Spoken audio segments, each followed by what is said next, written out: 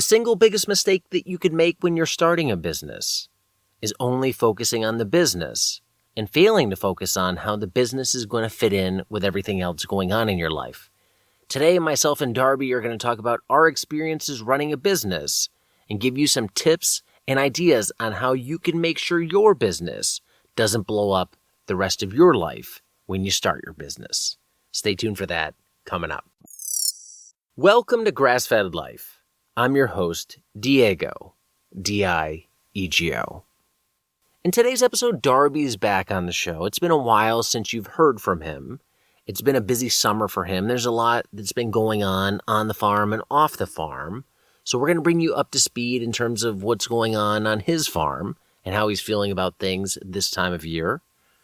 And then we're going to tie that into the idea of starting up a farm-based enterprise and how it's important to think about the greater context of your life when you're starting any new business. You need to look at what you have, both in terms of assets and going on in your life, and find a way to work with what you have to make the farm a perfect fit for you. Now, use really plural here, even though it sounds singular, because you really means you and everybody else involved in your life. Maybe that's a partner, maybe there's children, maybe there's an elderly parent. You can't just make business decisions only for you unless it's literally only for you. It's an important point that a lot of entrepreneurs forget. So whether you're starting a new business or you currently have a farm-based business and you want to make it and your life better, then pay attention in this one. It's a good one. And if you're somebody who's looking to start a new farm-based business and you're looking for some guidance and some help on how to start that business the right way, then check out the Farm Business Essentials online course at grassfedlife.co. That course is a complete A to Z system for starting your farm business right. From in-the-field management to marketing to holistic context like we'll talk about today, the Farm Business Essentials course has everything that you need to get your business started on the right foot. If you sign up between now and November 19th, you're going to get a free bonus course valued at $149. Learn more at grassfedlife.co. With that, let's jump right into it. Starting your farm business outright, the family edition. It's been a while since you and I have recorded an episode for the show, and we're recording this in mid-September. At this point, you've been through the thick of things, the hardest part of the year, the most intense part of the year. And I know from talking to you offline, there's been a lot of freaky weather. There's been personal things that have happened. There's been those busy, long summer days that just go hand in hand with farming. As we start rolling into the official start of fall here, how do you feel about farming this time of year? Like, do you start to wear down? Are you looking forward to the finish line? Is the finish line seem within reach at this point? And this is something I've experienced really every year, going back to 2010 when I started farming full time. Once I get into the middle of September, I'm definitely looking very forward to getting the turkeys out of here and having that intentional downtime that follows with Thanksgiving, which for us is a really special holiday, just because it kind of is the bookend, if you will, on the backside of the season. So yeah, by the time you get to mid-September, you're physically run down, you're pretty mentally run down. We've got a lot of stuff that's going to be hauled off to the butcher in the very near future, with a lot of cattle and pigs going. We got our last batch of chickens going in a couple of weeks. And yeah, it's definitely something we look forward to for sure. Is it just due to the heavy stacked workload that just comes with summer? Grass is green in the summer, temperatures are warm. Where you're at, the majority of work takes place over the summer. Like when you had a corporate job, there wasn't ever really this, a peak and then I get the break. It was, corporate jobs are just kind of steady. But with farming, especially it seems like talking to you because you put so many long hours in over the summer. Is it a burnout? Is it just I'm tired of this? Is it I'm physically tired in addition to mentally tired? What is it specifically that starts to really get to be like, I need a break? Yeah, it's probably physical for me personally as much as anything. I'm not old, but I'm certainly not getting any younger. My body's got a lot of miles on it.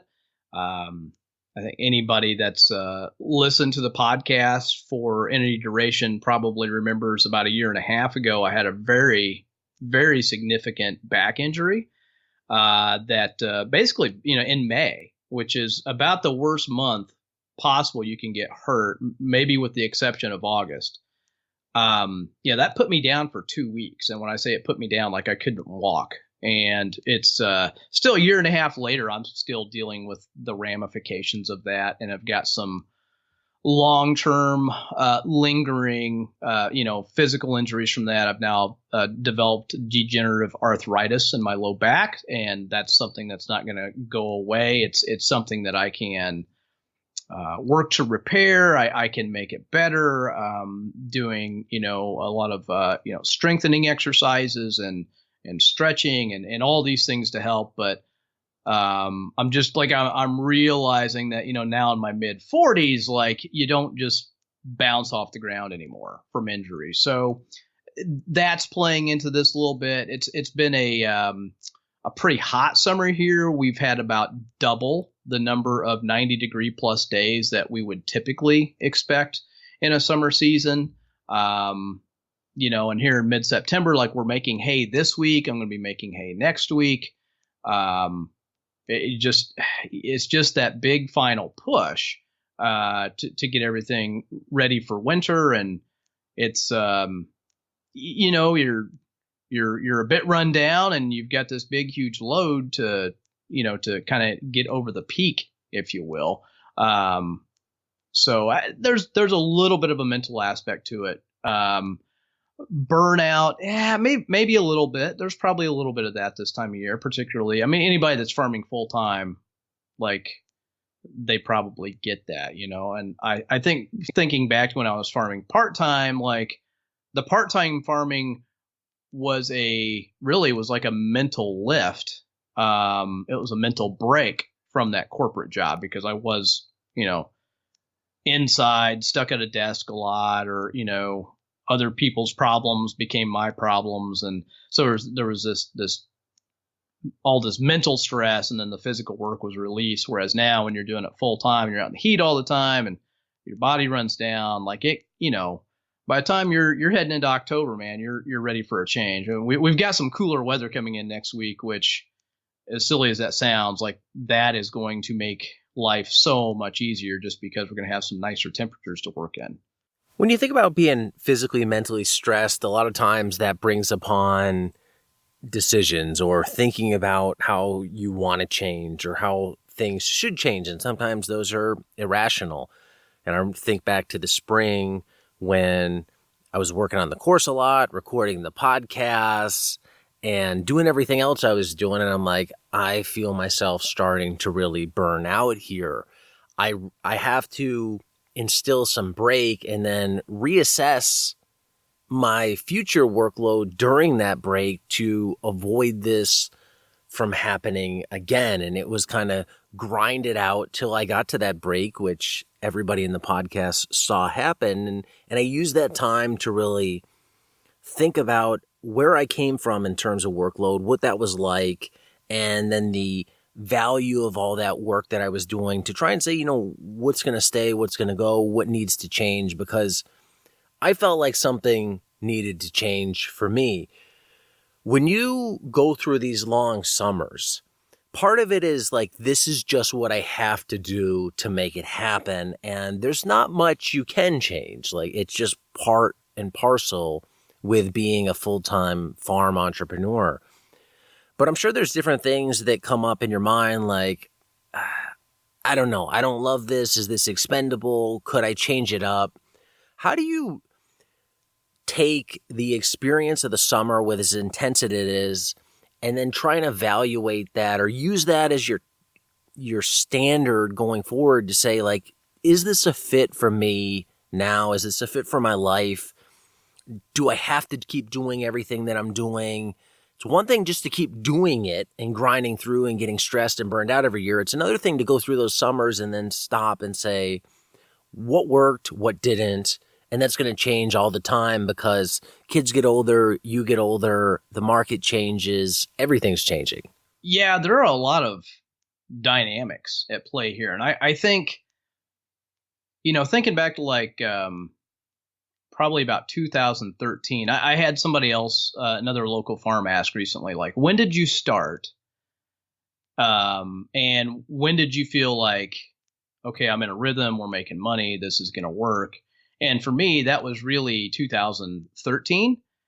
And I kind of got to that point of, okay, well, I've got the plates spinning, so now I just got to keep them spinning, right? And then about 2014, it was like, well, I don't know. Like, maybe I want to stop some plates and put some different plates up there, and do some different things. Like, I don't want to call it burnout, but you kind of get to a point of like, well, could I add this enterprise and delete this one or back this one down and scale this one up? And, one of my really good mentors, David, I've watched him for the last 10 years. It seems like, he would stop something that was going really, really well, and I'd kind of be left scratching my head. And then he wouldn't do it for 2 or 3 years, and then he would jump back into it. And it had to do whether he would use the word personal context or not, I don't know, but I can tell that it had a lot to do with his personal context. It had a lot to do with market conditions. I guess what I'm trying to say is, being a pragmatic, problem-solving, task-oriented engineer, I guess I thought, okay, well, I'm going to get to my farm to this point, and then it's just going to be static because, like, as an engineer, that's kind of how you think. And then you're just doing, maintenance and updates. And I've really kind of had a paradigm shift with that and thinking about going forward, like, well, what do I want the next 5 years or the next 10 years of my farming career to look like? And a big thing for us this summer is, we brought somebody in to help, with the chicken enterprise, and we based all of our production and sales and commitments to markets and customers based on having this additional help. And to keep it very succinct, that just has not worked out. It has been really just an epic fail. And so, like, that's one thing we're going to be reviewing this fall and winter is like, well, what do we want to do with poultry, right? Because we've tried a couple of different times now to bring somebody in to pay it forward, to get ourselves some help, to have a very, positive, equitable relationship, and it just hasn't panned out. We're getting to the point really in our operation that, we don't have to have the income from the poultry enterprise. The beef herd next year, just with where things are at, and previous investments that we've made over the past 5 years, like, it's going to take an enormous leap forward in terms of profitability. So these are kind of things we're digesting and talking about. We had a very intentional break here in the month of July, where we kind of had this, this reassessment period because we weren't out there doing it every day. I think it's a really bad idea to make big decisions while you're in the thick of it. So we kind of had this discussion in July and early August, and we've got some ideas moving forward into 2019. And once we get to the end of the season, I think we're going to, discuss those again. And make some decisions moving forward about, well, what's the farm going to look like? Like, what's it, how is it going to shift? With that back injury, for the last 18 months, I have been relying heavily on my wife, who has jumped in with both feet, and been relying on my kids a lot to kind of fill the gap, because I just haven't been physically able to do everything I used to do by myself. But my wife has got some interests of her own. She's actually started her own business, and now there's this grab for time, right, to invest in what she's passionate about and wants to do on her own moving forward.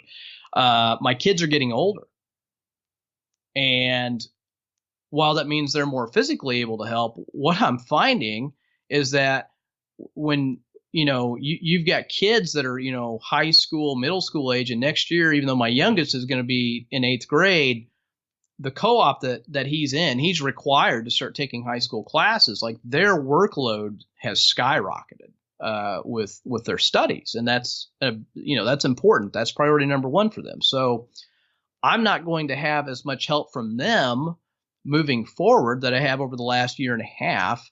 I'm not confident about my back moving forward in terms of being able to keep up with the load on my own. So I think this winter, like, those are things we've got to discuss. Like, cows on my own, with the infrastructure in place that we've built, like, pretty daggone easy. I mean, yeah, there are times where you've got to have 2 people or 4 people to do a task, but that's not the day to day. The day to day is, it's 30 minutes, and it's simple, and it's easy, and it's not physically demanding. The chickens are about 70% of our farm labor, and that's something we've got to take a really close look at moving into next year. My hope was that having some help on farm this year, we could get them trained and up to speed, and really just kind of hand that off to them fully in 2019.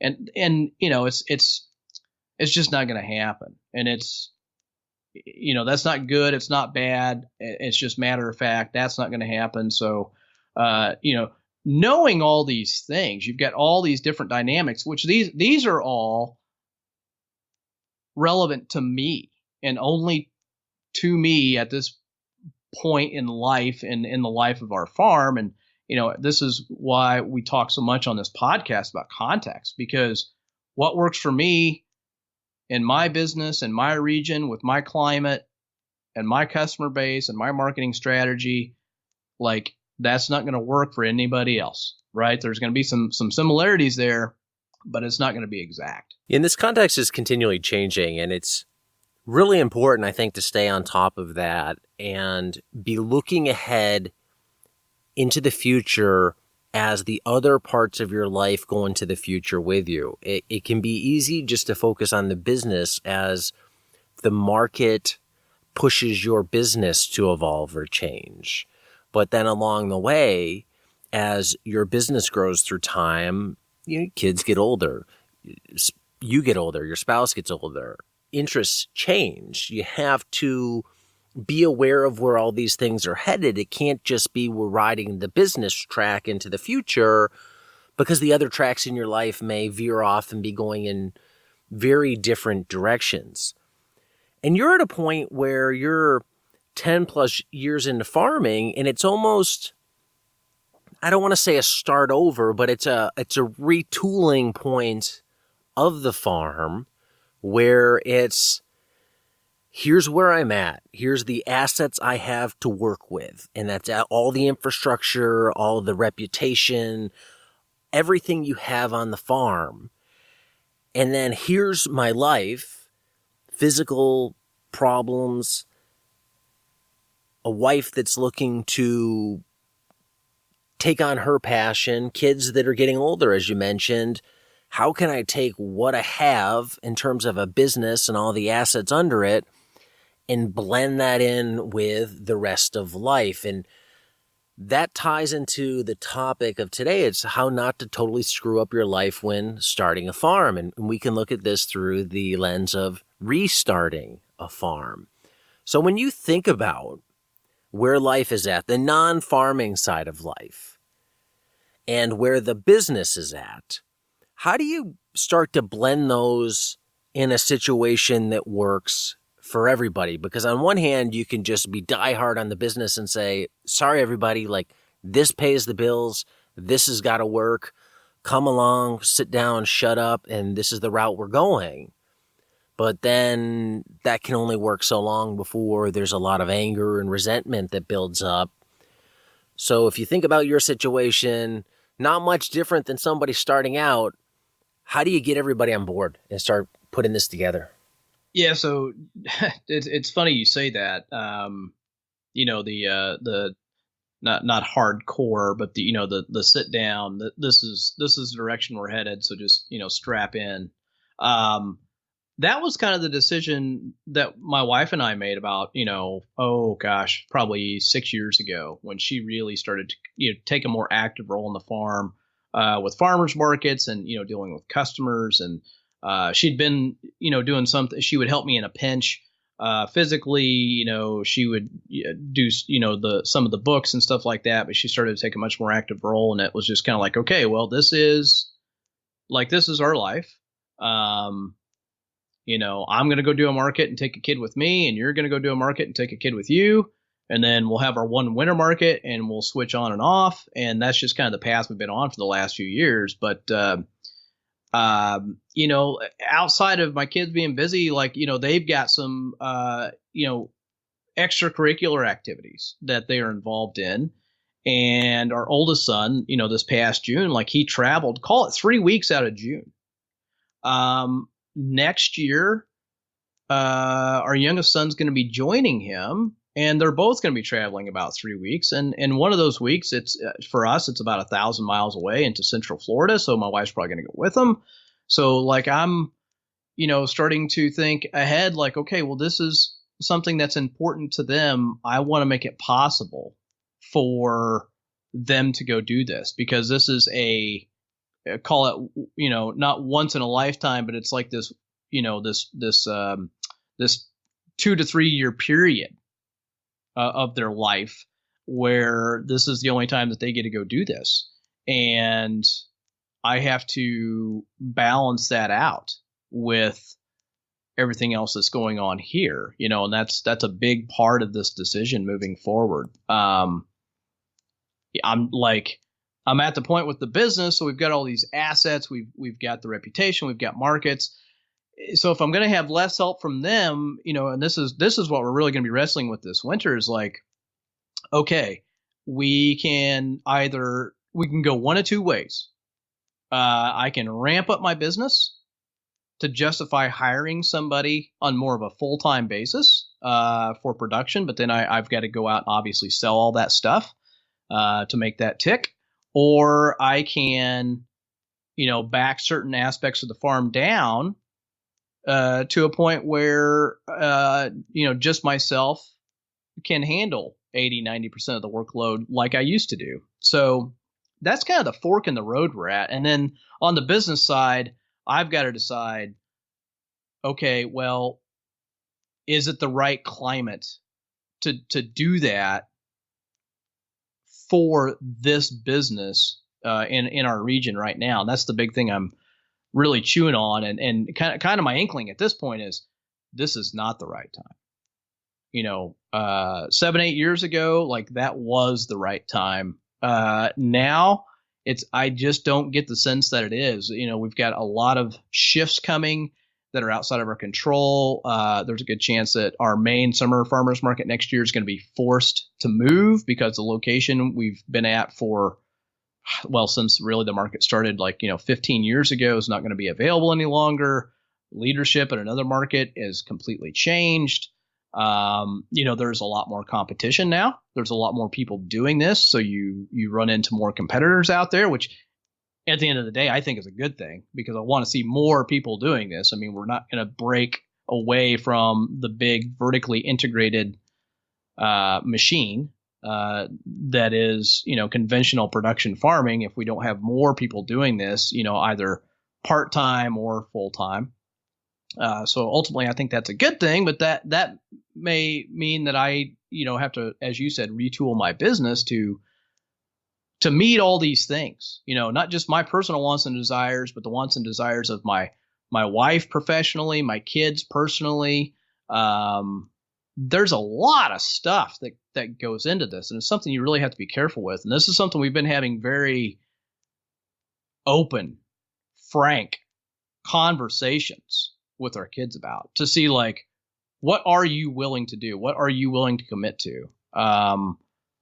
What are we willing to commit to as a family, for our business, just all these things, because I don't want to take the route, and I'm fortunate because I am at the point with my business where I can elect not to say, well, this is the route we're going, sit down, shut up, strap in, because we have to. Our business is at a point because of, again, the investment we've made in the cattle herd, that we've got a lot of latitude here, Diego. Like we can make decisions where we're putting, personal wants and desires ahead of the business, and we've never really been at that point prior to now. Yeah, I think one challenge for a lot of entrepreneurs can be how close you can get to the line of, this is what we have to do. You might not like it, but this is what we have to do. And it depends, obviously, on how many other people are involved. If you have kids, well, that's harder. If you have a partner, that's harder. If you're single and you can just do this, well, work yourself to the bone if that's what you want to do. And I think there's times in a business and there's times in life when you have to push very close to the line of, sorry, I care what you want, but it doesn't matter as much as this is what has to be done, because if this doesn't get done, if this doesn't work, then our whole family unit is in a very different position. And hearing you, I mean, you're far away from that line, and you have some flexibility to go to people and just say, what do you want to do? What are you trying to get out of this? If I had to have you do this, can we make that work around what you have to do, given your commitments, school, or your wife's side business, and what you want to do or would at least be willing to do? Yeah, we do have a lot of flexibility there. And, we really, in kind of a microcosm, Diego, we had this earlier this summer, and, we're talking about not blowing yourself up. And Brandy and I had to have a very frank conversation, really even before the end of May, beginning of June. Like, do we push on with the poultry enterprise this year? Because it's going to be she and I doing it. We were supposed to drop down to doing the poultry physically outside of the brooder about 2 days a week. And then it became, okay, well, we might get a day or two a week off. And then it was just blatantly apparent that if we didn't run the poultry enterprise, like, the poultry enterprise was not going to get run, to put it bluntly. And so we already had all this poultry on farm. Like, we had 2 batches stacked back to back. We were building and designing new chicken tractors, which are working magnificently well. Because of my back injury, they're a lot lighter, and they're a whole lot easier to move. And so that's been a very good thing that kind of came out of that. But we had all this poultry on farm, and it's like, okay, at that moment, it was, okay, buckle in, like, I don't care. The poultry are here. They're ours. Like, we got to finish it. We just got to do it. We got to get them done. And so we got through that first week of July. We got the second batch done. And then we had that delay. And we had our first big conversation. And I will tell you, it came very, very close to saying, okay, we're shutting it down on the poultry side for the rest of this year, and then we'll reevaluate this winter. We almost called and canceled our next batch of chickens and our turkeys for 2018 because we had this mental plan that we were going to get a physical break from the poultry this summer.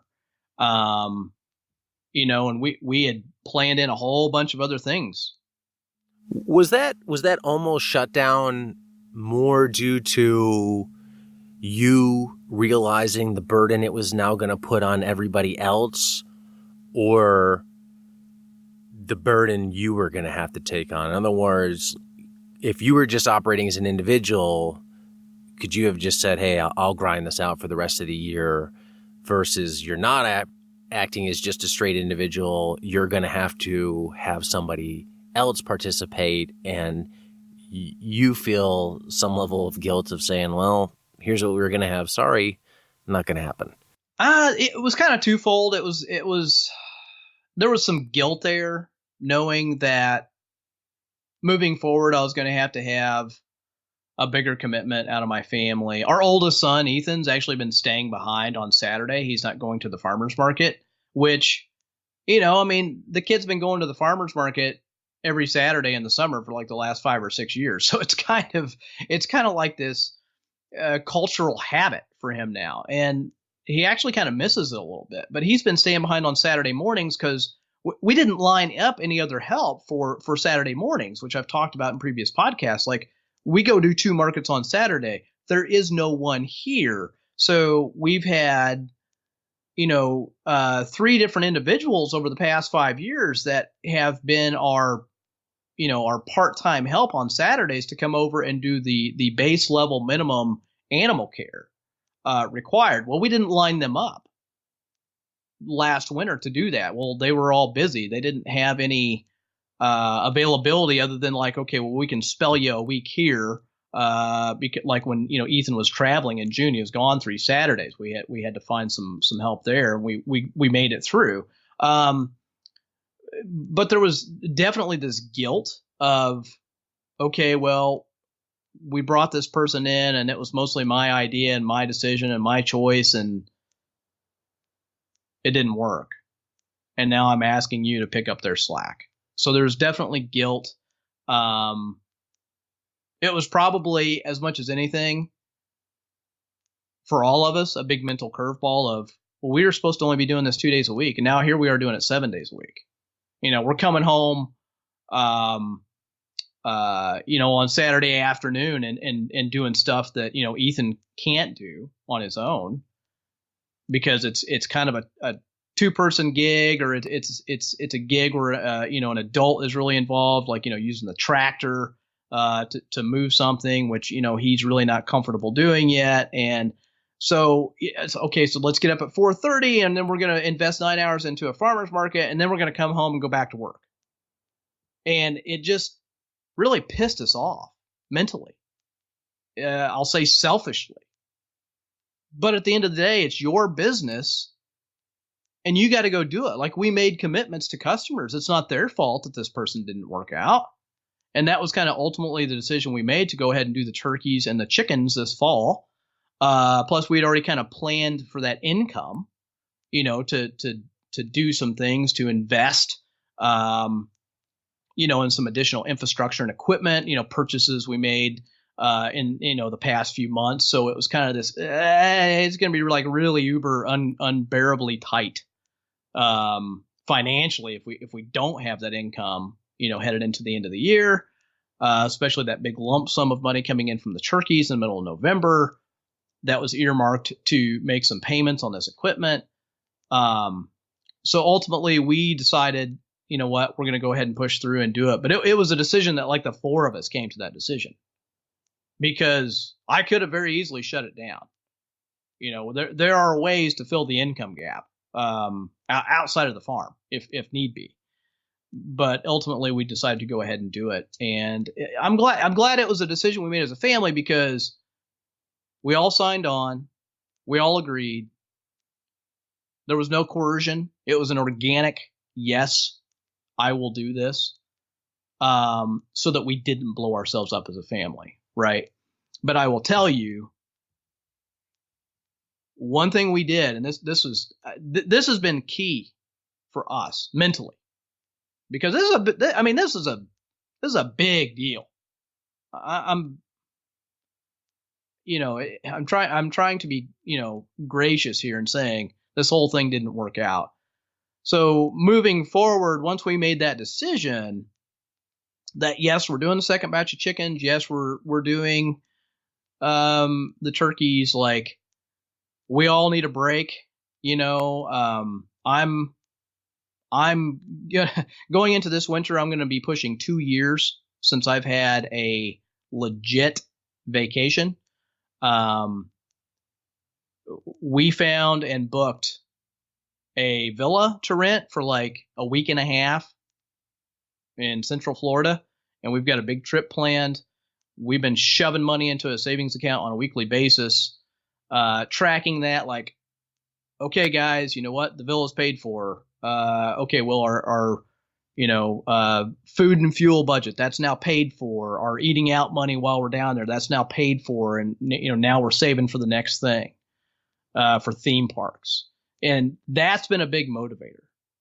And kind of doing a countdown, like, we get to, the countdown date, and it's like, hey, 4 months till our trip, 3 months to our trip, that's been a big motivator for everybody. It's kind of like, well, here's the reward for signing on to go do this. When you make these decisions within the family context, how much weight do you give the input of your kids? And your boys are 13, 16, something like that? Yeah, no, Ethan will be 16 1 week from today. And Zach turned 13 back in the middle of July. Okay, so 13 and 16. That's very different than where I'm at. I have 2, 5, and 7. I'm obviously not asking the 2-year-old anything about her opinion. The 5 and the 7-year-old, even then, like, they're they want another Shopkin. They don't really think past today. So I can't put a lot of weight in there. I can more stand back, and through like a 30,000 foot parental view, I have to say, okay, what do I believe is best for them based upon me? Because they can't make a decision of responsibility at this point. So I have to bend how I design my business and how my business blends with my life based upon what I think is best for them and what I think is going to work, and that will change. But again, going back to your boys, very different at, twice the age of my kids. How do you take what they think or want and weight it? 5 years ago, not a whole lot. 5 years ago, it might have been, hey, you help me with this stuff throughout the season, and we'll go do, this 1-day trip, or you can, particularly for Zach, like, okay, this is the big Lego set you want this year. Okay. There was some exchange there. But it wasn't like, are you willing to commit to taking care of, up to 1,000 poultry on Saturday morning by yourself, so that we can keep the farm functioning at the level it's at. Like really this summer, our whole operation hinged on the commitment of a 15-year-old kid, who supplanted somebody who was 30 years old that was supposed to be doing this stuff. I can't even tell you like how big that was, because without him making that commitment to do this stuff on Saturday morning when we needed him to, I'm like, I don't know what we would have done. So I say all that to say a whole hell of a lot is how much credence I give what my kids say. And even the younger one, like he has stepped up a ton. But if it comes down to, say on Saturday, I don't want to do the poultry, but let's say for economic reasons, the poultry had to be done and you guys can't do it. And you got an older kid saying, I don't want to do it. How much can you push and say, I know you don't want to, but you have to? I think that depends on, has that kid made a previous commitment to do it? And Ethan is very good about saying, you know what, I don't want to go do this today, but I told you I would, so I'm going to. I mean, that's one thing we've really tried to instill into our kids is like, at the end of the day, you have your name and reputation and your word. And if you honor your word, like no one can take that away from you. For somebody else's kid, like I don't know. I guess, let's assume that he totally flaked out and said, nope, I'm not doing it either. Like, okay, well, we're going to have to go find somebody. We're going to have to hire them and train them, or ultimately we might have to drop one of the summer markets, for a few weeks here and there. When we've got these, really it boils down to moving the chicken tractors, when they're older. I will tell you that for the first few weeks, like, Ethan was, those Saturdays he was gone. We were going out and watering the chickens at 5:00 in the morning, making sure they had water. And then Brandy and I, when we got home, we'd go out there and move chicken tractors and feed and water and all that crap that, really should be done at 7 a.m. That was getting done at 3:00 in the afternoon because, like, we logistically did not have anybody physically here. So we just did what we had to do. We were fortunate. The weather was a bit cooler. The birds were smaller. We could get away with doing that, for a couple of weeks here and there. And that really kind of got us through a rough patch in June. I don't know. This is almost going to sound hypocritical. Like, it really kind of boils down to the finances, right? If you can afford to give your kids or your spouse's word a whole lot of weight, but at the same time, like, you don't want to give so much weight to the finances that you destroy a relationship, and I think the good thing for us here, specifically talking about the poultry, is that this is a very short-term thing, right? So when we got to the first week of June and we realized, like, okay, like, we're doing this, we're taking this back over because we have to. At that moment, we knew, okay, we got June, July, August, September, October, November, so 5.5 months. Like, it's 5.5 months. It's not the end of the world. I've been doing this for 11, 12 years. This is our 12th season in farming.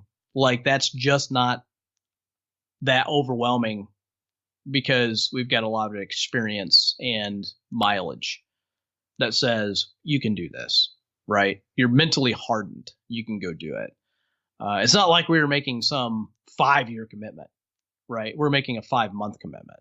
And I think that also plays into it. So it really kind of matters a little bit about the enterprise you're discussing. If you're talking about a cow, you're talking about a 2-year commitment, right?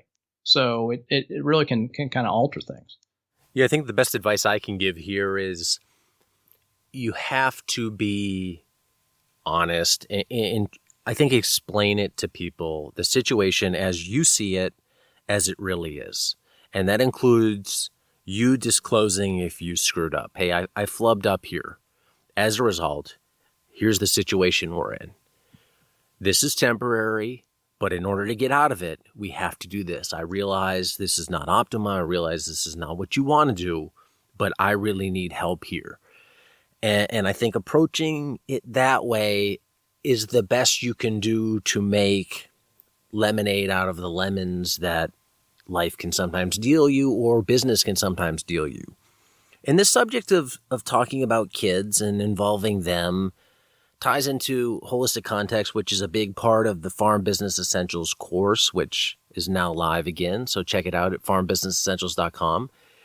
And in that module, I talk about there's multiple layers of decision makers. There's a primary decision maker, there's a secondary decision maker, and there's influencers. And in my case, my kids are influencers. They're not going to make any sort of decision about what I do in business. Now I move on to my wife, and I'll preface this by saying I think your situation is going to be different. I don't think there's really any right answer here, but I think this is going to present two different cases, and you listening to this decide what's right for you. In my case, when I run everything that I do, my wife is really a secondary decision maker. She's involved in the business to the extent that she's married to me and she benefits from anything that the business does. And when I have to make a decision about what I'm going to do, a lot of times it's me making that business decision. If it's going to severely impact my hours or take a big fat check to make it happen, I go to her and I present, like, here's what I'm doing, here's why I'm doing it, here's the downside of it. And I listen to her concerns and I try and address them. And I think she would say, and this is what I think, that she defaults to me being the most educated and up to date on this specific subject to make the decision of go or no go on this stuff. She's not as immersed in it at the same level I am on the day to day. So while her opinion is important, sometimes it's more guttural. It's, I'm averse to that.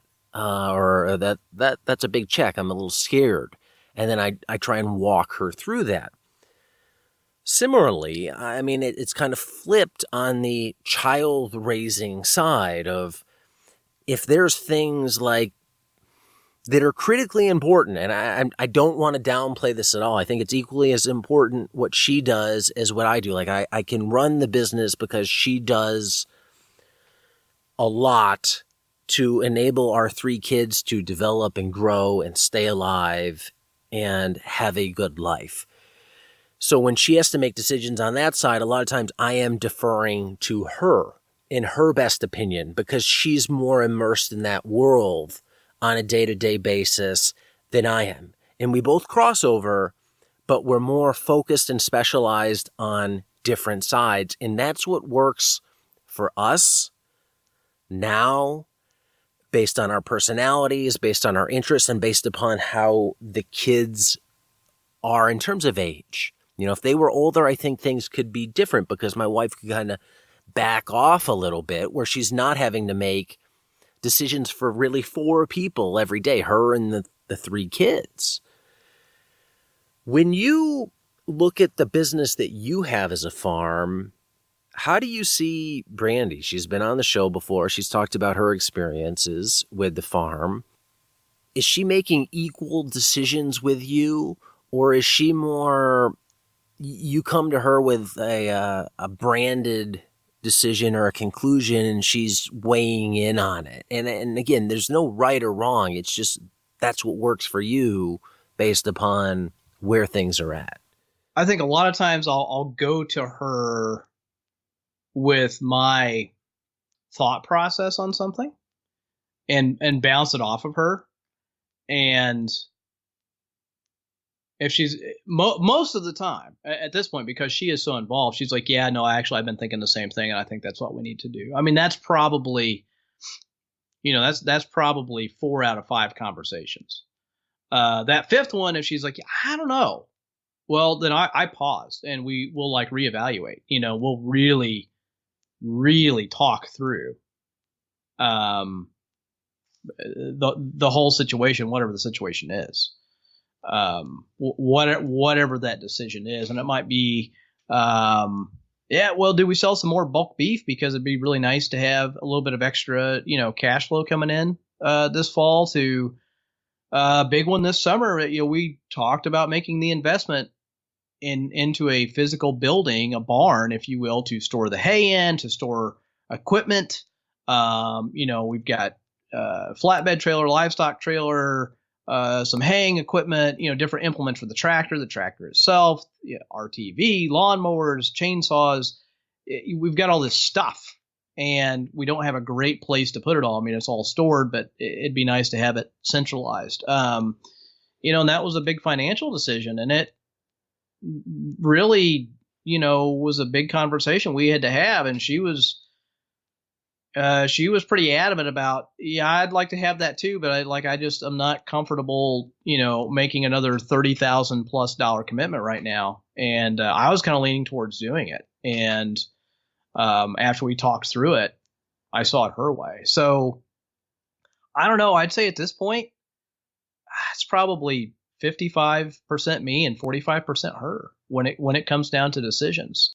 I mean, do you think at this point you could go to her and say, I'm done with pastured poultry. I can't do it anymore. I don't want to do it anymore. Assuming this, I might be putting words in your mouth, and then you could go to her and say, like, that's it. And you're not going to talk me out of it. I think she would, theoretically, she'd be totally fine with that decision. So long as I could illustrate to her that, there's a financial plan, right? Whether that's, farm income, or, hey, this is how much income your business is going to start to generate, it's projection, or, whatever that is. I think that so long, I'd have to have some data to back that up. I mean, I can't just go make a willy-nilly emotional decision, right? She'd be totally fine with that. That's the one thing, because it is so much of our labor, and that's the one thing that involves her absolutely every day. And frankly, at this point, it's kind of taking away from what she wants to focus on and what she's passionate about, which ironically, the business she has started goes back to my injury a year and a half ago, and her having to really jump in and be the person, to take that role over. Her business has actually kind of evolved out of that whole process. So she sees my back injury, for her personally, from a personal growth and starting this business standpoint, as a huge blessing. And I'm sure when it comes to that business, I mean, you defer to her to make the decisions that are best for that business. It's 100% hers. I am supportive. I'm all for it. I offer advice where I can. I cheer her on. But that is hers. That is 100% hers. It's nothing that I have anything to do with. Nor do I have any desire to have anything to do with it. What I hear here from both you and I is there's a lot of communication happening both ways. And again, I'm stressing there's no right way to make this work other than you have to try to make it work. And it might go the route of who does the work makes the decision. And I think there's a lot of credence in that. And it might be just a truly blended interest. But one of the points you had talked to me about when we were discussing this episode is it can't be lip service. You can't say this is how we're going to do it if you don't really believe it. It does have to be genuine in there. So, and again, in my case, it's keeping my wife informed. It's keeping her knowledgeable. The decisions that I'm really questionable on, or I haven't totally convinced myself on, I bring to her and get her opinion. But if it's we're going to go to war decision in terms of the business, that's a decision I make. And I don't think she wants the pressure of having to make the decision, and I don't want to push that onto her.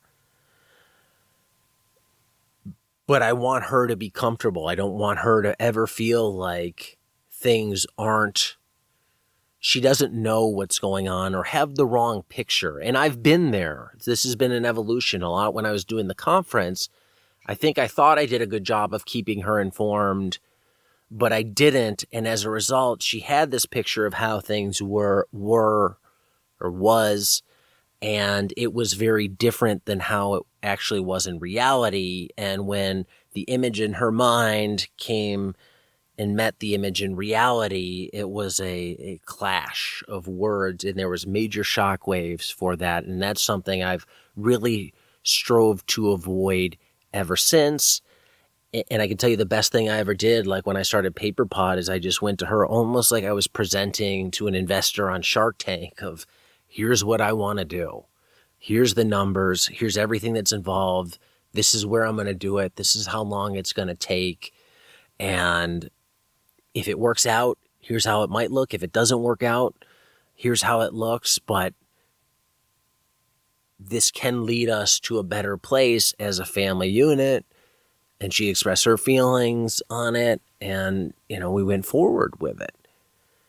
So when you think about the business Brandy started, where you're at with the farm, it sounds like you have a similar approach. There's just a lot of communication going both ways. There's using the other person as a support. There's using the other person as a kind of BS checker, or like, hey, am I just convincing myself of this, even though it's not true checker? And that works for you guys. Yeah, there's a ton of communication. I'm probably an over communicator. Just because I genuinely seek, again, that organic yes or no. Like, I want to know that somebody's truly on board. If they're a decision maker or a heavy influencer, because it's not worth the strife, in the relationship that's going to create if you don't have that communication. So yeah, there's a lot of communication, like daily almost, of decisions, small decisions to bigger decisions. These bigger decisions are something that we kick around for months. We might talk about it a lot for a week or two, and then maybe we don't bring it up for a month or 2 months. We kind of chew on it, and then we'll circle back to it. I can tell you for certain that's something that's going to be happening this winter with the poultry enterprise. Like, oh, what do we do? Do you want to try to increase sales and bring somebody else in, or do we back it down further? Do we cut it completely and increase offerings over here? There's just there's a lot that goes into that decision, and again, you can't make a good decision quickly, and you can't make it in the heat of the battle. I think that's a huge mistake, because then you make more of an emotional decision. And listening to what you said, like thinking back, 5-6 years ago, 7 years ago, when my kids were roughly the age of your two girls now, and Brandy's primary job was like, homemaker and taking care of the kids and making decisions for 3 people every day. Like Kim is making decisions for 4 people every day. Like I did involve her less. I would go to her and say, hey, this is kind of what I'm thinking about. Unless you can give me a great reason not to do this, or you've got some huge reservation, like this is what I'm going to do. But she has transformed from major influencer to business partner and decision maker. And that's been an evolution throughout the growth of our business. And, as we've gotten older and the kids have gotten older and she's more hands off with them now, it evolves, I guess. And that goes back to what I was saying at the very beginning of this episode. Like, the farm is going to evolve. Any business is going to evolve. If I just get to a point and I'm like, okay, this is now our static model. This is where we're going to do sales. These are the days we're going to do sales. This is how much we're going to produce. This is how much we're going to spend on infrastructure every year. Like, eventually my business is going to wither and die because I'm not being dynamic with changing outside conditions that I have absolutely zero influence over. So it's a dynamic, not static decision-making process. And the people who influence and or make decisions, like that's also dynamic. right? If I go back to 2012, Ethan's 10 years old. Yeah, he's an influencer, right? Well, now he's got a pretty big chunk in the decision-making process. Yeah, and when people listening to this, when you think about your business that you're running or the business that you want to start, think about the people in your life and where they fit in this spectrum. And you may look at people that aren't directly involved in the business, who are just influencers, and think, well, that doesn't play into the business. And I'll tell you, it couldn't be further from the truth.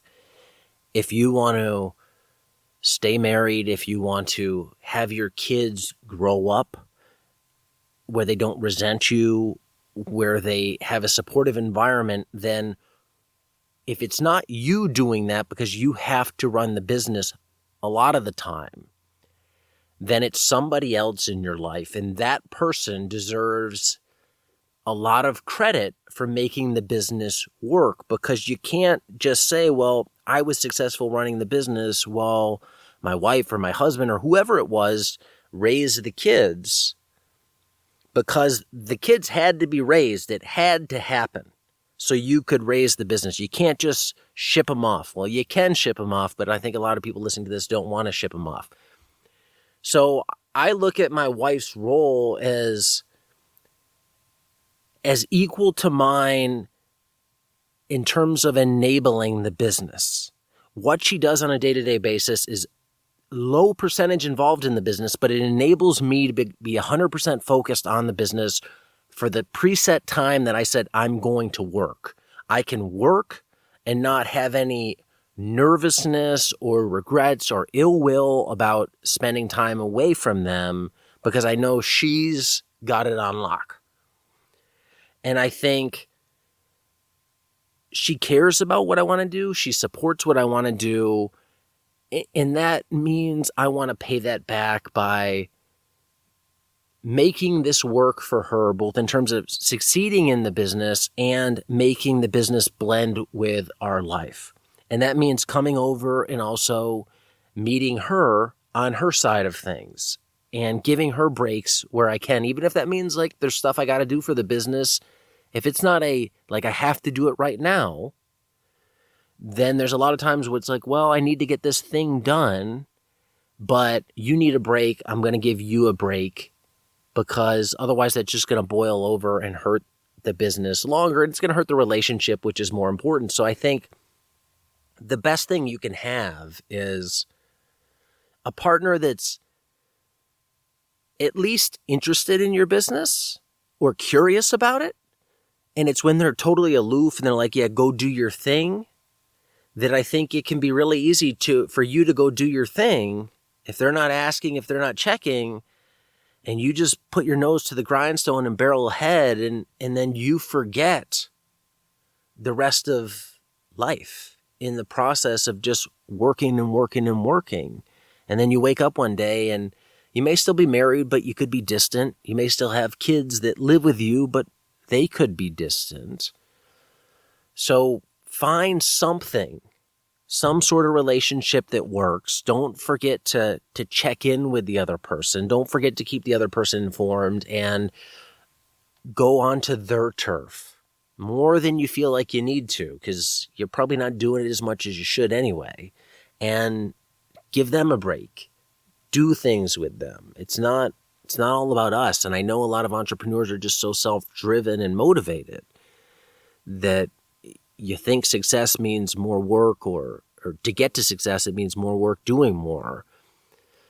But in order to do that in the long term, sometimes you need to stop and check in with everybody else and experience some of life.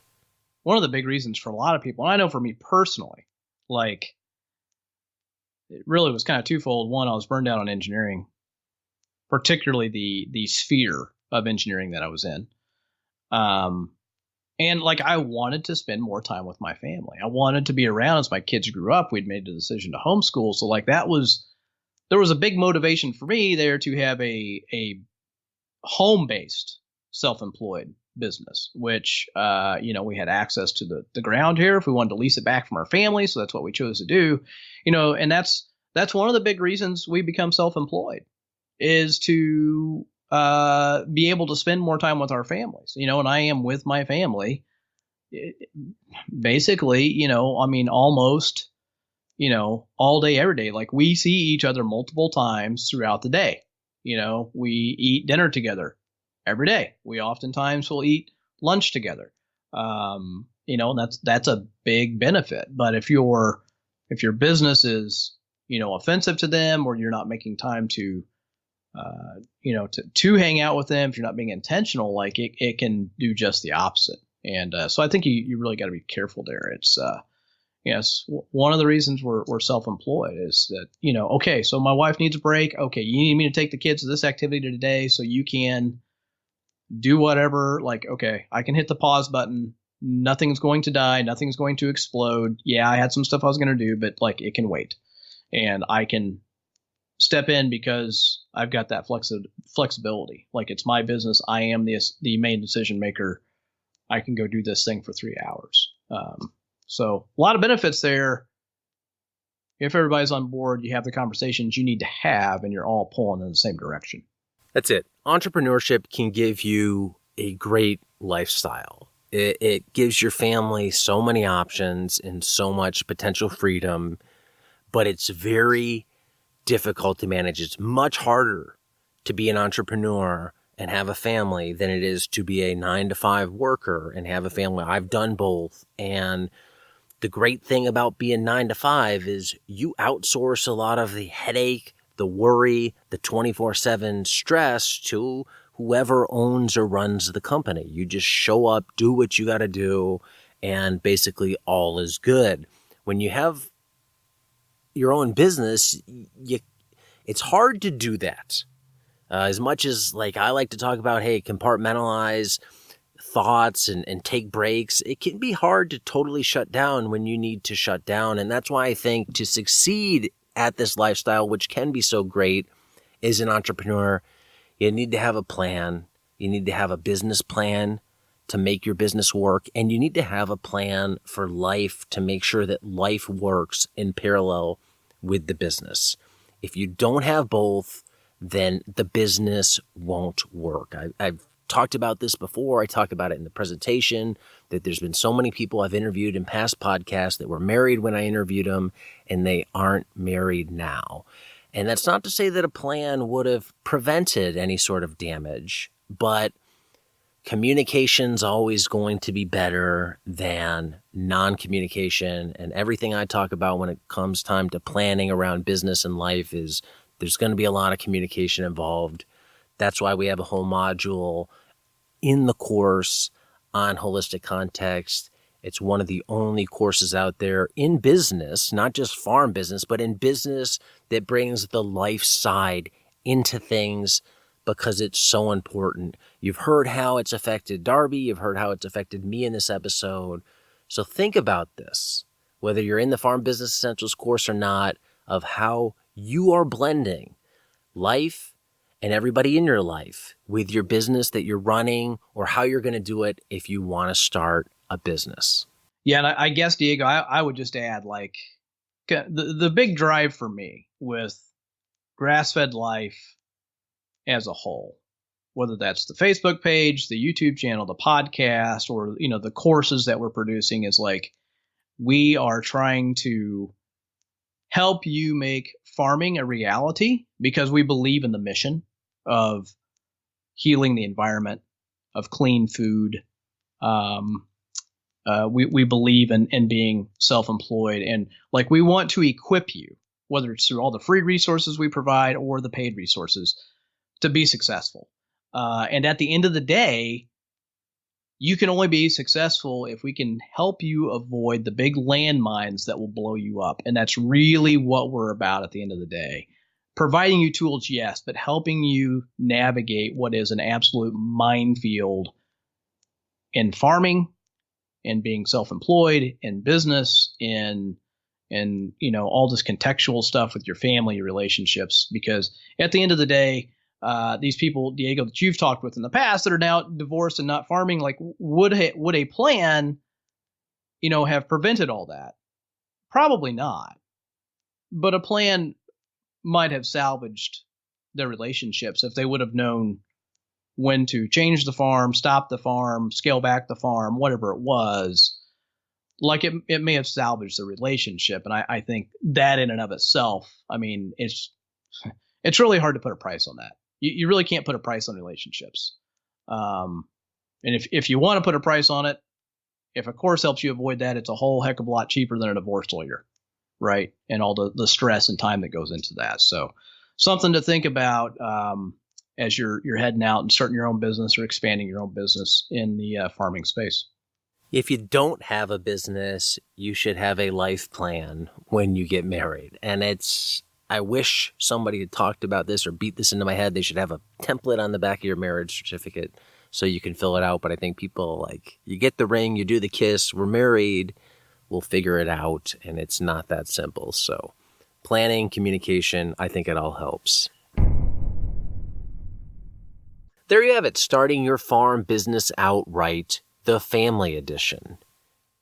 This idea of planning your business around your life is one that I take very seriously because I've suffered the ill effects of poor life and business planning.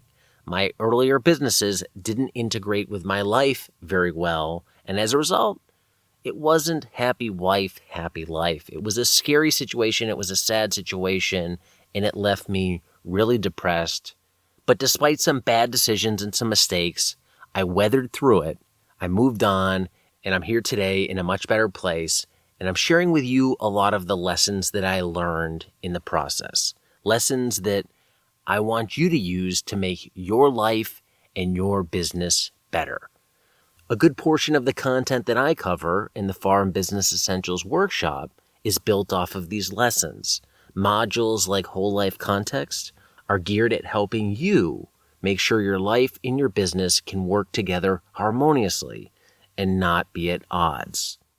Some things in life you really can't screw up. Some things in life you're not going to get a second chance with. Take some time before you start your business to learn how to build your business the right way. Learn from two people who've done it. We want to save you time, we want to save you money, and we want to save you frustration. We want to make sure that your relationships get better as a result of the business, not worse. We want to make sure your bank account gets better as a result of your business, not worse. The Farm Business Essentials course is built to make your business and your life better. Learn more at farmbusinessessentials.com. This summer, the course was overhauled. We added more content. We cleaned up a lot of the course. We moved it to a faster web page, and you're going to get all those improvements at the same price. And if you sign up between now and November 19th, you're going to get a free bonus, the On-Farm Pastured Poultry Processing Workshop, valued at $149. Learn more and register for the online course at farmbusinessessentials.com. That's all for this one. Thanks for listening. Next week I'll be back with another episode. Until then, be nice, be thankful, and do the work.